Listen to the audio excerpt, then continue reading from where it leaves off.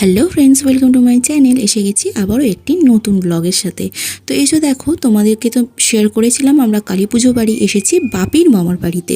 তো সেদিনের সকালের ভিডিওটা তোমাদের সঙ্গে শেয়ার করেছি। এই হচ্ছে বিকালের ভিডিও। বিকালের সময় ঘুম থেকে উঠে একটুখানি ঘুরতে বেরিয়ে পড়েছি। অনেক ছোটোবেলাকার স্মৃতি এখানে আছে। অনেক ছোটোবেলায় তখন বাপি মায়ের সাথে আসতাম, তখন এইটা হচ্ছে ছোটচাবড়া পাড়।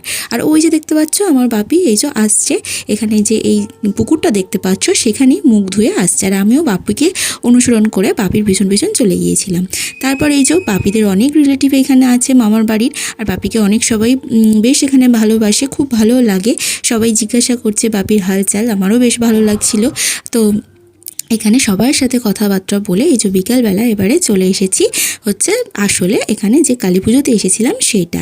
এখানে হচ্ছে কালী পুজোতে স্টল দিয়েছে এখানে ঠাম্মারা, সেটা হচ্ছে ফুচকা, আর এখানে হচ্ছে লস্যি স্টল দিয়েছে। লস্যি তো আমি খাই না, তো ফুচকাটাই হচ্ছে মেন অ্যাট্রাকশান। তারপর এখানে একটু দাঁড়িয়ে চলে এসেছে, এই যে দেখতেই পাচ্ছ মা চলে এসেছে এখানে। মায়ের মুখটা ভীষণ সুন্দর হয়েছিল। বরবাবু, মামনি এরা সবাই গিয়েছিল ঠাকুর আনতে, আমি যাইনি, আমি একটু রেডি হচ্ছিলাম।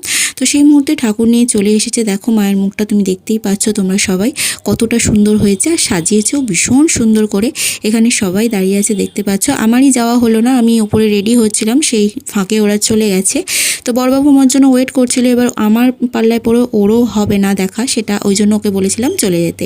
আর এই যে দেখো আমি এই শাড়িটা তো তোমাদের সঙ্গে শেয়ার করেছিলাম, নিয়ে গিয়েছিলাম, তো হালকা পাতলা সেজে নিয়েছি। আর সেদিনকে ছিল ভীষণ গরম। তো আমরা আবার রাত্রিবেলা ফিরে আসবো, সেই জন্য খেতেও বসে পড়েছি। খাবারের মেনুও ছিল প্রচুর। এখানে পজ করে তোমরা দেখে নিতে পারো। এখানে একটা ব্লান্ডার আমি করে ফেলেছি, ভিডিও করতে করতে আমি আর ভুলে গেছি তাড়াতাড়ির চোটে।